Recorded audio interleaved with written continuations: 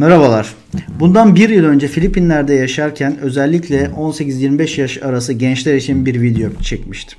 Video burada. Instagram'da yayınlamıştım ve kişisel markasını oluşturmaya başlayan gençler birkaç yıl içerisinde 18-25 yaş arası birçok milyoner görmeye başlayacağız. Buna şaşırmamalısınız demiştim. Biz 18-25 yaş arası bu konularla ilgilenmediğimiz için biraz belki bizim için geç kalınmış olabilir ama biz de bunu 30 yaşını geçmeden başaranlardanız. O yüzden çok fazla geç kalmış sayılmayız. Fakat bu video aslında daha önemli bir video öbür videodansa. Çünkü 18 yaş ve 25 yaş arası olup kendi kişisel markasını oluşturmak isteyen, bir şeyler ortaya koymak isteyen fakat karşılaştıkları problemlerden dolayı devam ettirememiş olan gençlerin sorularını görüyorum ve bir noktayı atladığımızı fark ediyorum. Çok önemli bir nokta, özellikle Türkiye'de yaşayan insanlar için. Yurt dışında bu etki birazcık daha düşük fakat yine bu etki var, yok değil. Bu etkilerinin birincisi şu: çevresel etkiler. Çevreden gelecek tepkilerden dolayı. Neden? Kişisel marka oluşturmak demek belli bir konuyla alakalı, bir sektörle ve bir nişle alakalı kendinizi otorite konumunda göstermek, konumlandırmak ve bu konuyla alakalı içerikler paylaşmayı gerektirir. Bu içerikleri paylaşırken genel itibariyle biz de bu işlere ilk başladığımızda, şu anda Instagram'da, YouTube'da, Facebook'ta her yerde içeriklerimiz paylaşılıyor fakat ilk başladığımız zaman biz de düşünüyorduk. Bu içeriği paylaştığımda akrabalarım ne der, arkadaşlarım ne der, yorumlar ne olur, kötü yorum yapan olur mu, bunun üstesinden nasıl gelirim? Fakat şu anda hiç önemli olmadığını ve düzenli olarak devam ettiğimde aslında bu yorumların bir yerden sonra imrenme, kıskanma ve hayal ettikleri hayatı yaşanma durumuna geçtiğini görebiliyorsunuz. Şu anda da 18 yaş ve 25 yaş arası özellikle gençlere sesleniyorum. Çevrenizden kesinlikle içerik paylaşırken saçma sapan yorumlar gelecek. Kulak asmamanız gerekiyor. Birkaç örnek vereyim bununla alakalı. Justin Bieber. Herhalde tanımayanınız yoktur. Milyonlarca insan takip ediyor. Ve Justin Bieber'ın bilinmiş şarkılarından bir tanesi Baby. Baby şarkısının göreceğiniz gibi 2 milyardan fazla şu anda sadece YouTube'da izlenmesi var.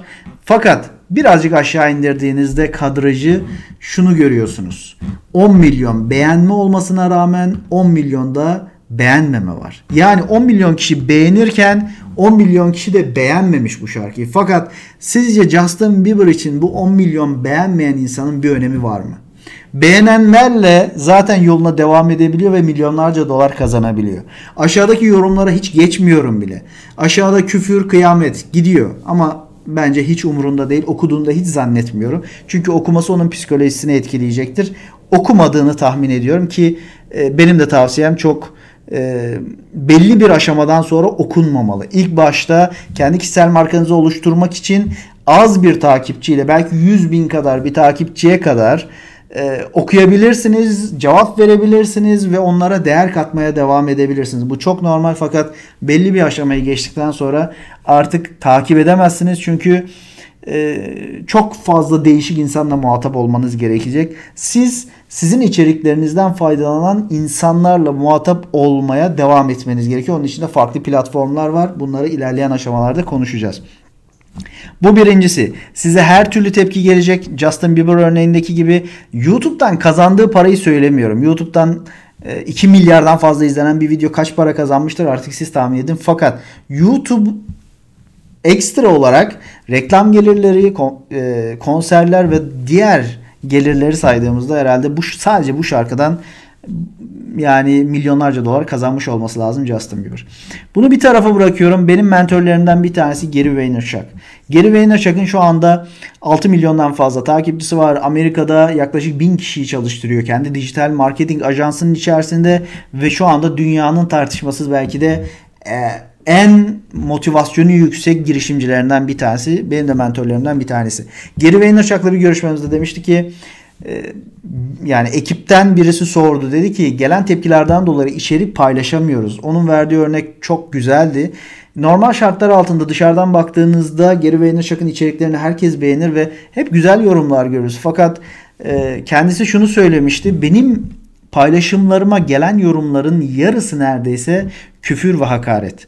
Ki ben bir şey satmıyorum. Geri Vaynerchuk genelde motivasyon videoları paylaşıyor. İnsanlara faydalı olmak için içerikler paylaşıyor. Genelde yaşam alanı hep gözler önünde. Çünkü yanında dolaşan bir kameraman ordusu var. Ve onun her hareketini izliyorlar. Ona dahi bu kadar küfür gelirken, ona dahi bu kadar tepki gelirken bizlere tepki gelmesi çok normal. Fakat önemli olan onu görmemek, duymamak ve yoluna devam edebilmek, o iradeyi gösterebilmek. İkinci etap ise şu: içerik paylaşırken tamam Fatih Bey, ben içerik paylaşacağım, kendimi konumlandıracağım, sektörümü seçtim, işte örnek veriyorum balıkçılıkla alakalı kendimi uzman konumuna koyacağım ve o konuyla alakalı içerikler paylaşacağım ve bu konuda kendi kişisel markamı oluşturacağım. Tamam. Fakat kalitesi nasıl olmalı? Buraya da takılıyor genç arkadaşlar. Kalite mi yoksa süreklilik mi? Burada kesin net bir cevap var. O da şu: önce süreklilik, sonra kalite. Çünkü önce sürekli içerik paylaşmanız gerekiyor ve paylaştığınız içeriklere gelen tepkileri görmeniz gerekiyor. Gelen tepkiler zaten hangi tür içeriğin sizin hedef kitlenizde olan insanlar tarafından beğenildiğini, hangi tür içeriklerinizin ise beğenilmediğini ortaya koyacak ve sonrasında asıl kaliteli alanın ne olduğunu görmüş olacaksınız ve o konu üzerine yoğunlaşmaya başlayacaksınız. Fakat ilk etapta kesinlikle ama kesinlikle yoğunluklu içerik, sürekli içerik paylaşmaya çalışın. Daha sonra kaliteli içeriğin ne olduğunu algılayacaksınız. Bu videoda özellikle 18-25 yaş arası gençlerin kişisel markalarını oluşturmaları gerektiğini, belli bir alan seçmeleri gerektiğini, o alanda kendilerini konumlandırmaları gerektiğini ve bu konumlandırmayı da içerik paylaşımı yaparak sağlayacaklarını daha önce de söylemiştim. Bu video Instagram'da paylaşmış olduğum bir yıl önceki videonun devamı niteliğinde ikinci video. Eğer Instagram'dan beni takip etmiyorsanız Instagram'dan takip edebilirsiniz. Çünkü birçok içerik orada da paylaşıyorum. Bu video o yüzden 18 yaş ve 25 yaş arası gençlerin kesinlikle emin olabilirsiniz. Önümüzdeki birkaç yıl sonra, şu anda da emarelerini görmeye başladık ama önümüzdeki birkaç yıl içerisinde belki 18 yaşından bile küçük birçok milyonerler ortaya çıkmaya başlayacak. Bunlar sadece YouTuber'lar değil. Şu anda YouTuber'ların kazandığı paraları konuşuyor insanlar. Şu anda YouTuber'ların çektikleri bir şarkıya çektikleri bir kliple nasıl müzik piyasasını alt üst ettiklerini konuşuyorlar. Fakat çok daha büyük olaylar olacak. Çok daha büyük başarılar çıkacak gençlerden. Dijital medyanın, dijital dünyanın getirdiklerini algılayabilen gençler bunu başaracaklar. Bunun da birinci şartı dediğim gibi kişisel marka oluşturmak. Bu videoluk bu kadar diyebiliriz. Daha önceki videolarda da söylediğim gibi haftada bir veya iki tane bu tarz sizlere faydalı olacağına inandığım içerik çekmeye devam edeceğim. Yoğun gündemin arasına sıkıştırmaya devam edeceğim. Fakat içeriklerin hangisinin sizler için en gerekli olduğuna ise siz karar vereceksiniz. O yüzden bu videoyu beğendiyseniz beğenme butonuna tıklayabilirsiniz. Kanala abone olabilirsiniz.